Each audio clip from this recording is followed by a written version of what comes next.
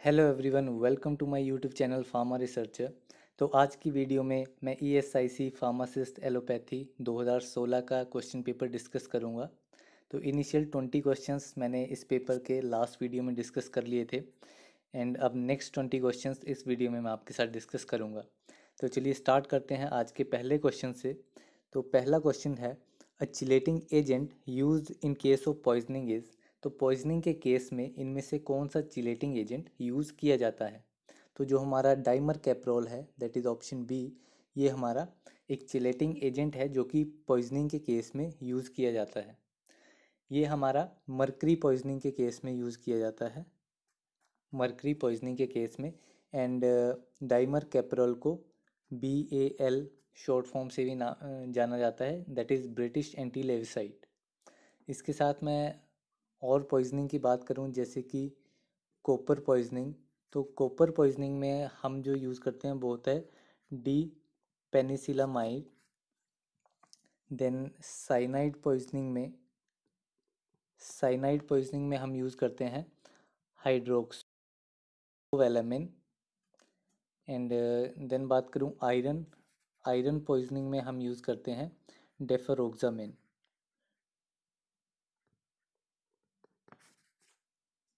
तो ये हो गए कुछ पॉइजनिंग के केस में हम कौन से एंटीडोट्स यूज़ करते हैं। देन नेक्स्ट क्वेश्चन है हमारा, filter sheets made up of cellulose are. ऐसी फिल्टर शीट्स जो कि सेलुलोस से बनी होती हैं वो कौन सी होती हैं? तो जो हमारी मेम्ब्रेन फिल्टर्स हैं वो हमारे सेलुलोस से बनी होती हैं। देन नेक्स्ट क्वेश्चन पे चलते हैं। तो नेक्स्ट क्वेश्चन है हमारा, one fluid ounce is.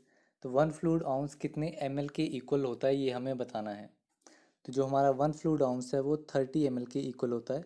Option C इस क्वेश्चन का राइट आंसर है। देन बात करूँ 60 ml की, तो 60 ml हमारा one wine glass full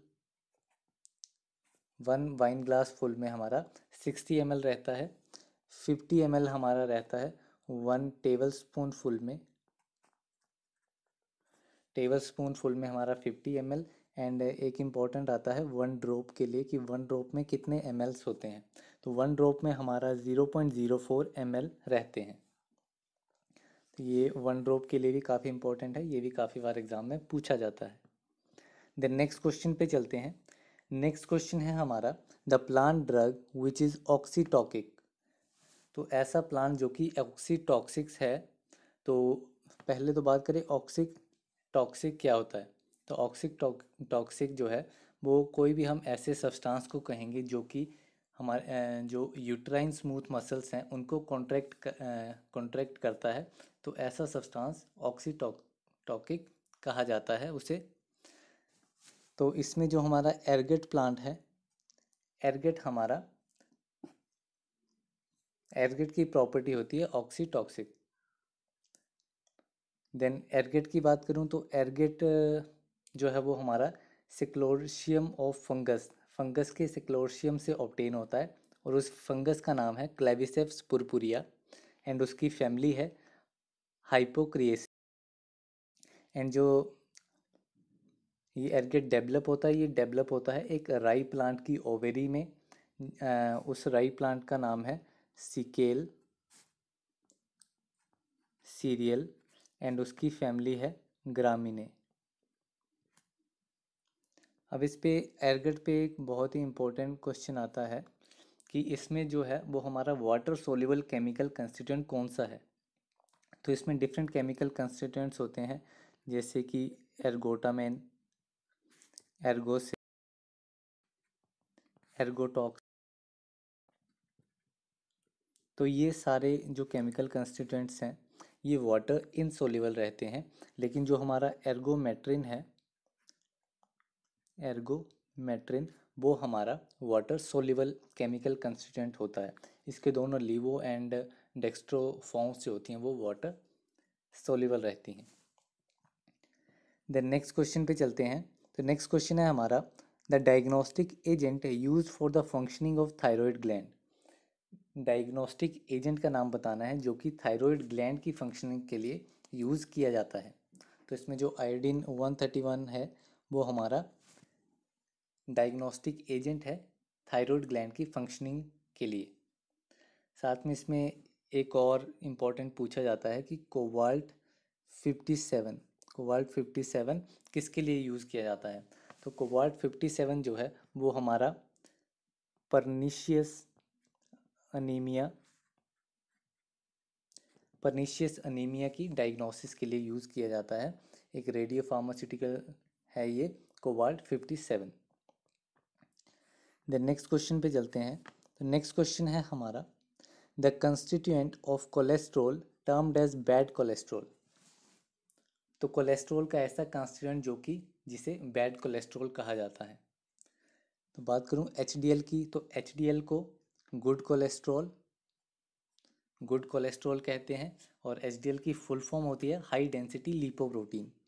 then जो हमारा LDL है that is low density lipoprotein, ये हमारा बैड कोलेस्ट्रॉल रहता है। देन BLDL भी एक तरीके से कंसीडर किया जाता है बैड कोलेस्ट्रॉल, लेकिन इसकी डेंसिटी लिपोप्रोटीन की डेंसिटी वो बहुत ही ज़्यादा लो रहती है। तो इसकी फुल फॉर्म होती है very low density lipoprotein. And जो हमारे ट्राइग्लिसराइड्स हैं, ट्राइग्लिसराइड्स हमारे एक मोस्ट कॉमन टाइप के फैट हैं हमारी बॉडी में जो रहते हैं। तो इस क्वेश्चन का राइट आंसर हो जाएगा option B that is low density lipoprotein. And अगर हमारा जो ये बैड कोलेस्ट्रॉल है दैट इज़ LDL, अगर ये इसकी कंसंट्रेशन हमारी बॉडी में बहुत ज़्यादा हो जाती है तो ये फैट जो है वो हमारी जो ब्लड वेसल्स होती हैं उनमें डिपॉजिट हो जाता है और जो हमारी आर्टरीज पे ब्लड फ्लो हो रहा होता है उसको डिफ़िकल्ट कर देता है, जिसकी वजह से हमें हार्ट अटैक और स्ट्रोक जैसी कंडीशन देखने को मिलती है। देन नेक्स्ट क्वेश्चन है हमारा sterols belong to the class of. तो स्टीरोल्स जो हैं वो हमारे किस क्लास को बिलोंग करते हैं। तो स्टीरोल्स हमारे लिपिड्स को बिलोंग करते हैं, ऑप्शन ए इसका राइट आंसर है। देन नेक्स्ट क्वेश्चन है हेपेटाइटिस किस टाइप की इन्फेक्शन है। तो हेपेटाइटिस एक वायरल इन्फेक्शन है, ऑप्शन डी इसका राइट आंसर है। एंड इसमें जो मोस्ट इम्पॉर्टेंट स्टडी करते हैं वो हेपेटाइटिस बी वायरस की स्टडी करते हैं, जो कि most dangerous hepatitis B infection है। देन नेक्स्ट क्वेश्चन पे चलते हैं। तो नेक्स्ट क्वेश्चन है हमारा leukotriene receptor antagonist used in allergic कफ। एक ल्यूकोट्राइन रिसेप्टर एंटागोनिस्ट जो कि एलर्जिक कफ में यूज़ किया जाता है। तो इसमें सबसे पहले बात करूं रोफेकॉक्सिब। तो रोफेकॉक्सिब जो है वो हमारा एक कोक्स 2 नसेड है, non steroidal anti inflammatory drug. Then हमारा जो थियोफाइलिन है वो हमारा अस्थमा एंड ब्रोंकाइटिस जैसी कंडीशन में या फिर अदर जो भी लंग डिजीज़ होती हैं उन केस में ये यूज़ किया जाता है। जो हमारा लोसार्टन है वो हाइपरटेंशन के केस में यूज़ किया जाता है, तो ये एंटी हाइपरटेंसिव ड्रग है। एंड जो हमारा मोंटेलुकास्ट है ये हमारा एक ल्यूकोट्राइन रिसेप्टर एंटागोनिस्ट है जो कि एलर्जी कफ की कंडीशन में यूज़ किया जाता है। तो ऑप्शन डी इस क्वेश्चन का राइट आंसर हो जाएगा। देन नेक्स्ट क्वेश्चन है हमारा the sulphonamide used in worm therapy. Worm therapy में कौन सा सल्फोनामाइड यूज़ किया जाता है। तो जो हमारा सल्फाडायाजीन है और दैट इज़ ऑप्शन ए, वो हमारा वर्म थेरेपी में एक सल्फोनामाइड है जो कि यूज़ किया जाता है। द नेक्स्ट क्वेश्चन है a hypotonic solution can be made isotonic by the addition of. तो जो हमारा हाइपोटोनिक सॉल्यूशन होता है उसको हम आइसोटोनिक किस एजेंट की हेल्प से, किस एजेंट की एडिशन से उसको आइसोटोनिक बना सकते हैं। तो जो हमारा सोडियम क्लोराइड है, सोडियम क्लोराइड की हेल्प से हम हाइपोटोनिक सॉल्यूशन को आइसोटोनिक बना सकते हैं। देन नेक्स्ट क्वेश्चन पे चलते हैं। नेक्स्ट क्वेश्चन है हमारा the pathogenic organism in milk is killed by. तो जो मिल्क में हमारा पैथोजेनिक ऑर्गेनिज्म अगर मिल्क में प्रेजेंट है तो उसको किसके थ्रू किल किया जाता है। ये सिंपल टर्म्स में बोले तो मिल्क की स्टरलाइजेशन किस मेथड के थ्रू की जाती है। तो जो हमारा मिल्क है उसकी स्टरलाइजेशन पास्चराइजेशन मेथड से की जाती है, ऑप्शन बी इसका राइट आंसर है। तो पास्चराइजेशन में 2 टेम्परेचर यूज़ किए जाते हैं, एक होता है हाई टेम्परेचर शॉर्ट टाइम के लिए हाई टेम्परेचर शॉर्ट टाइम के लिए HTST। तो इसमें 72 डिग्री सेल्सियस टेम्परेचर सिर्फ 15 सेकेंड्स के लिए 72 डिग्री सेल्सियस टेम्परेचर रखा जाता है। एंड दूसरा आता है बैच पास्चराइजेशन। तो बैच पास्चराइजेशन में टेम्परेचर 63 डिग्री सेल्सियस रखा जाता है फॉर 30 मिनट्स के लिए इतना टेम्परेचर रखा जाता है बैच पास्चराइजेशन में। And high temperature short time के लिए 72 degree Celsius for 15 seconds. Then बात करूँ ऑटोक्लेविंग की, तो ऑटोक्लेविंग में जो टेम्परेचर है वो 121 डिग्री सेल्सियस 15 मिनट्स के लिए 121 डिग्री सेल्सियस टेम्परेचर मेंटेन किया जाता है। ये टेम्परेचर वेरी कर सकता है टाइम के साथ। अगर हम टेम्परेचर इंक्रीज़ करते हैं तो टाइम उसके कंपैरिजन में कम हो जाएगा। देन बात करूँ ड्राई हीट स्टरलाइजेशन की, तो इसमें 160 डिग्री सेल्सियस टेम्परेचर मेंटेन किया जाता है 2 आवर्स के लिए। एंड ये भी वेरी करेगा, जैसे जैसे हम टेम्परेचर बढ़ाएंगे तो टाइम जो है वो कम लगेगा। देन नेक्स्ट क्वेश्चन पे आते हैं। तो नेक्स्ट क्वेश्चन है हमारा, agents promoting easy bowel evacuation is termed as. तो एजेंट जो कि वोवल इवैक्यूएशन करवाते हैं हमारी बॉडी से, तो वो कौन से एजेंट, उन एजेंट को क्या कहा जाता है? तो वो होते हैं हमारे लेग्जेटिव, जो कि कॉन्स्टिपेशन में यूज़ किए जाते हैं। तो लेग्जेटिव की बात करूँ तो लेग्जेटिव, अगर प्लांट की बात करूँ तो जो सेना होता है वो हमारा एज अ लेग्जेटिव यूज़ किया जाता है। एंड लेग्जेटिव में एक इम्पॉर्टेंट क्वेश्चन आता है लेक्टुलोज को लेके। तो लेक्टुलोज जो है वो हमारा ऑस्मोटिक लेग्जेटिव होता है। ठीक है, लैक्टुलोज हमारा ऑस्मोटिक लेग्जेटिव होता है। एंड इसके साथ साथ अदर प्रिपरेशंस भी होती हैं, जैसे कि बीसाकोडिल या सोडियम पिकोसल्फेट, तो ये सारी भी लेग्जेटिव में आती हैं। देन नेक्स्ट क्वेश्चन की बात करूं तो नेक्स्ट क्वेश्चन है हमारा, morphine, codeine and thebaine is contained in. तो हमारे यहाँ पे 3 कंस्टेंट दिए गए हैं, that is morphine, codeine and thebaine. तो ये ये तीनों ही किस प्लांट में या किस ड्रग में प्रेजेंट रहते हैं? तो सबसे पहले बात करूं क्वेशिया की, तो क्वेशिया हमारा एक बिटर ग्लाइकोसाइड है। ठीक है, बिटर ग्लाइकोसाइड है। एंड इसमें हमारा क्वेसिन प्रेजेंट होता है, क्वेसिन केमिकल कंस्टिट्यूएंट प्रेजेंट होता है। देन बात करूं कुर्ची की, तो कुर्ची जो है वो हमारा स्टीरोइडल अल्कलॉइड है। एंड इसमें कोनेसिन या फिर कुर्चिसिन, कोनेसिन ही कुर्चिसिन दोनों सेम है, तो कोनेसिन इसमें मेन केमिकल कंस्टिट्यूएंट प्रेजेंट रहता है। देन बात करूं जेलेटिन, तो जेलेटिन हमारा एक हाइड्रोकोलोइड है, और ये मेनली जेलिंग के लिए as a thickener, as a forming agent use किया जाता है। देन जो हमारा ओपियम है, ओपियम में हमारा जो है वो ये तीनों चीज़ें प्रेजेंट होती हैं, that is morphine, codeine and thebaine, ये तीनों ओपियम में प्रेजेंट होती हैं। तो ऑप्शन डी इस क्वेश्चन का राइट हो जाएगा। देन ओपियम की बात करें तो ओपियम जो है वो अनराइप फ्रूट के जो लेटेक्स होते हैं, जैसे पापावर सोमनीफेरा है, तो पापावर सोमनीफेरम के जो अनराइप फ्रूट्स होते हैं उनकी लेटेक्स से ऑब्टेन किया जाता है। एंड ये पापावरेसी फैमिली को बिलोंग करता है। तो ये जो तीनों ही केमिकल कंस्टिट्यूएंट्स हैं, that is morphine, codeine and thebaine, ये तीनों ही फिनेंथ्रीन डेरिवेटिव्स की कैटेगरी में आते हैं। एंड इन तीनों के अलग अलग यूज़ होते हैं। तो अगर बात करूँ मैं मॉर्फिन की, तो जो मॉर्फिन हमारा एनाल्जेसिक, एज एन एनाल्जेसिक की तरह यूज़ होता है। देन बात करूँ कोडीन की, तो कोडीन जो है, कोडीन की प्रॉपर्टी होती है antitussive. Codeine antitussive property contain करता है।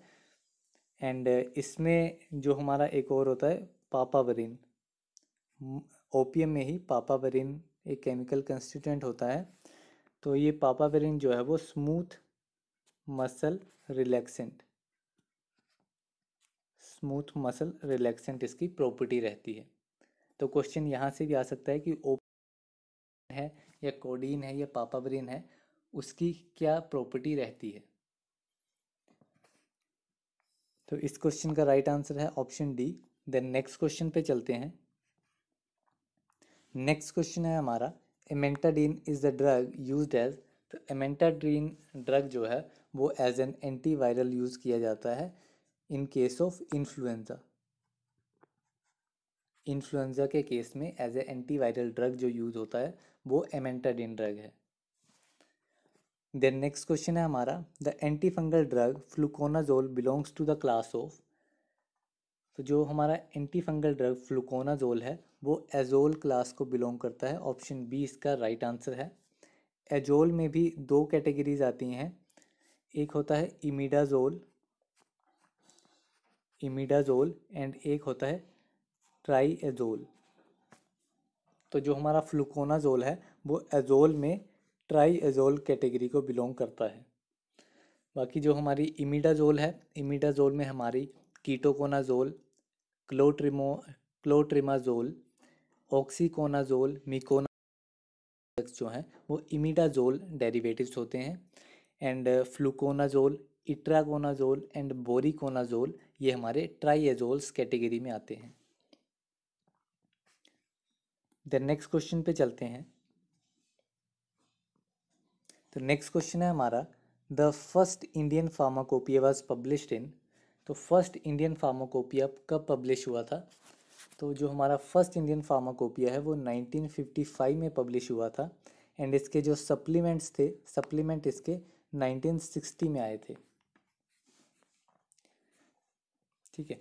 देन बात करूं इसके अदर पब्लिकेशंस की, तो फर्स्ट हमारा आ गया 1955 में।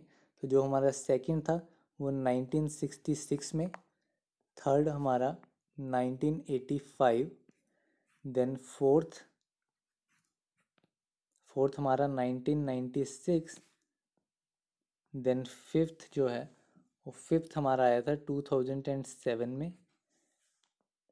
देन सिक्स्थ की बात करूँ तो sixth 2010, then seventh 2014, eighth 2018 and जो ninth that is the latest one वो आया है 2022 में। तो लेटेस्ट वाले पे भी क्वेश्चन आ सकता है कि लेटेस्ट इंडियन फार्माकोपिया कब पब्लिश हुआ है, तो वो 2022 में हुआ है। एंड उसमें टोटल 22 न्यू मोनोग्राफ्स जो हैं वो इंक्लूड किए गए हैं। देन नेक्स्ट क्वेश्चन है, रेनिटिडिन इज अ। तो रेनिटिडिन किस क्लास का ड्रग है? तो रेनिटिडिन एक एंटी अल्सर एजेंट है जो बिलोंग करता है H2 एंटागोनिस्ट कैटेगरी को। देन नेक्स्ट क्वेश्चन है हमारा, क्रीम्स आर। तो क्रीम्स किस टाइप की फॉर्मुलेशंस हैं? तो क्रीम्स हमारी इमल्शंस होती हैं। तो ऑप्शन ए इस क्वेश्चन का राइट आंसर है। देन नेक्स्ट क्वेश्चन है हमारा, तो ये इस वीडियो का लास्ट क्वेश्चन है। तो ये है ओक्यूसर्ट्स आर। तो ओक्यूसर्ट्स किस टाइप की प्रेपरेशंस हैं? तो ये हमारी आई प्रेपरेशन है, आईज में यूज़ होने वाली प्रेपरेशंस होती हैं ओक्यूसर्ट्स। तो ऑप्शन डी इस क्वेश्चन का राइट आंसर है।